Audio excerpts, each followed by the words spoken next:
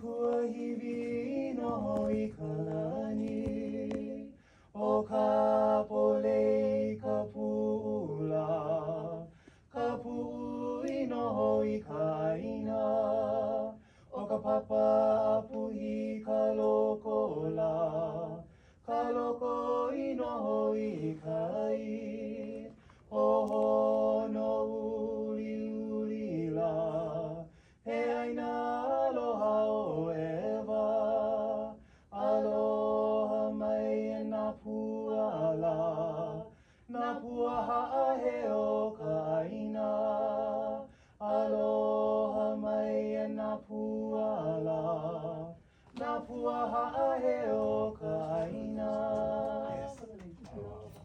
Okay, this is really fitting, and thank you for this, because what you didn't know is my first response in trying to take the worldwide premiere to Ko'olina was no, and the reason that I wasn't sure that I wanted it there is because Ko'olina represents high-end tourism, and for a show like this, it just didn't feel like it was gonna work. But we got contacted by Kuhio Lewis at CNHA, and we had a conversation, and we talked about it. And I said, well, you know what? I'd feel a lot better if we had a little bit of contact with some people from there, and you know, so we did. We tried to make sure that we had an inclusion, but what we didn't get was something like that. So thank you very much. Aloha, everybody. My name is Thomas paʻa sibett. Truly grateful to be here. Good. There's nothing happening in this area. You're fine. But we were in Kalapana. We were on the Black Desert. You know what I mean? That's where we were. So we were shooting, and every day we shot. The cast, the crew could go to the hotels, and you could see the lava flow. You could see the eruptions happening, and it was so beautiful that just the heat and the red reflecting off of the clouds, the sky was red, the land was red, and the island was alive, and it was amazing.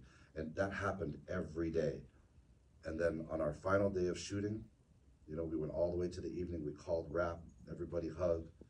We go in, we have our after party. I woke up in the morning to the news saying that the eruptions had ended that night. And that was another one, and it was a big one. It meant a lot to us. We had that carry on when we moved our production to Aotearoa. We had things that happened that I won't get into the details, but I do want to share one more. This one just happened on Friday. We are preparing ourselves for the worldwide premiere of Chief of War, right? We are getting ready. We've done all the work, we've done all the marketing, and now we're here, and we're ready to do that. Jason and I are doing interviews with the press, and we get a message that the sands had shifted in Pokai Bay, revealing petroglyphs on the rocks. And what was great about that, it was ancient Hawaii revealing itself in the modern day. And we were just about to take the story that is taking old Hawaii and presenting it in the modern day. So, you know, we as Kanaka Maoli, we know that the island is alive, but it also has memory. And as we honor it, it will honor us. As we honor our history, it honors us in return. And if we can lead production in a way that's never been led before, then we can ensure that we are presenting something that the world has never seen before. All of this stuff is not captured on the camera. It's not for the film. It's not. It was for us. And if we could ground production that way, then at the very least, even if audiences do not come, even if they do not give us what we need as far as financial support to continue the story, then at least we know what we did was pono. And so this is the first episode, one episode. This is the first episode, the pilot episode. This is the episode that we put, most of our focus was really in building the story.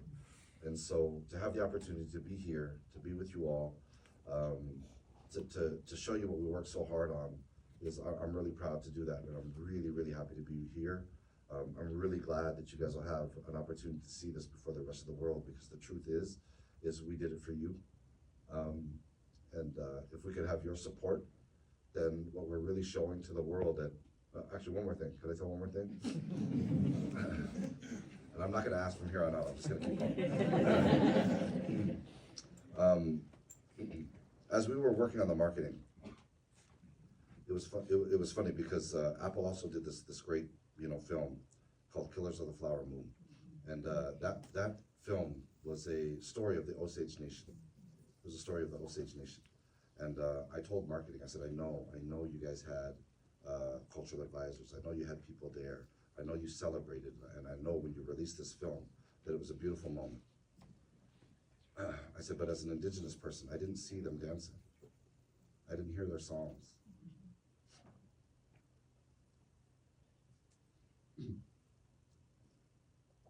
I didn't see them linked arms with you to celebrate their story. And maybe it happened in other ways. Maybe it did. And I hope it did. I don't have a connection to the Osage Nation to ensure that happened, but I told them, with this show, we cannot have that. That's why we did it here. That's why we did it with 3,000 people. That's why we did it that way, because what better marketing tool to talk about authenticity, to talk about something that is supposed to represent a people, what better press do you have than to show that the Hawaii supports it? Because if they support it, then you know that the authenticity is built in.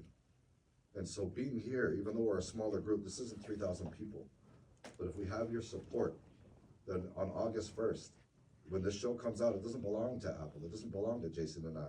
It doesn't matter what happened. It should be Hawaii's gift to the world, not ours.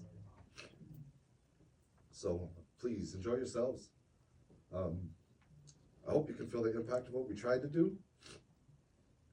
And also as a byproduct, to be honest, look, I'm not here to say you need to agree with everything we do. I'm not here to say that. What I would love is for someone to say, well, look, if you're telling the story of Kamehameha, where's Kekuaopio? I would love for someone to say, look, you're showing this conflict with Keoa, Ku'ahula, where's Kivala'o? I want to have those conversations because, look, we've never had them. We've never had the opportunity to present something, to show something that has such an impact, where people who know these stories, where people who live these stories can say, well, hold on, you missed something. You missed something. And we can have that dialogue, and you can challenge me as a storyteller. We can bring these conversations to the top. And the great thing about that is, whether I'm right or wrong, to have the conversation has never happened before, ever. So I invite that opposition. I would love for us to have that, because you know what? You may have something better. You may have something that could be more impactful, because what we want is for Chief of War not to be the only thing that we have, but to be the first. Yeah, to be the first as far as representation goes. I said this the night of the premiere, and I'll end it with this.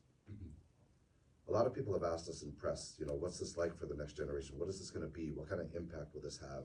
And I love talking about that. I love thinking about that. I love thinking about what the next generation will do, because, Jason and I just sat down. We just wanted to write the movie that we never saw. That's all this was. We just wanted to write the thing, to film the thing that we were never able to experience when we were children. But it actually goes beyond that. We are so far behind in representation as Kanaka Maoli people, as people of the Pacific. We are so far behind that as we present this for the next generation, guess what? My parents have never seen anything like this. My grandparents have never seen anything like this. They were never represented. My parents have never heard Hawaiian on film. Sorry, I'm crying. It's not my fault. It's my dad. He's extremely emotional. Right now, I'm a warrior standing before you, and I don't know what these tears are doing. But so to think about, having generations removed from themselves, and then we have something like this, it actually just means so much more. And it's not just a film to us, It is it's a way for us to reintroduce ourselves to the world, because the image of a Hawaiian was not ours to give. The image of Hawaii has been packaged and sold for the price of a plane ticket. And so we just wanted an opportunity to start the dialogue again and say, hey, this is who we are. Take some time, get to know us, so that when you come, we can have an open, honest dialogue about what we expect and what we understand of each other. We can give and take. I've told people this before, but if you come with a mutual understanding, a mutual respect, this thing that you're trying to capture, this paradise that you want, that you're willing to pay for, and hoping that people will give it to you, Hawaii will give it to you for free. So anyway, I think we're good. If I go any longer, it's gonna get bad. So, mahalo nui. They're trying to build a village, but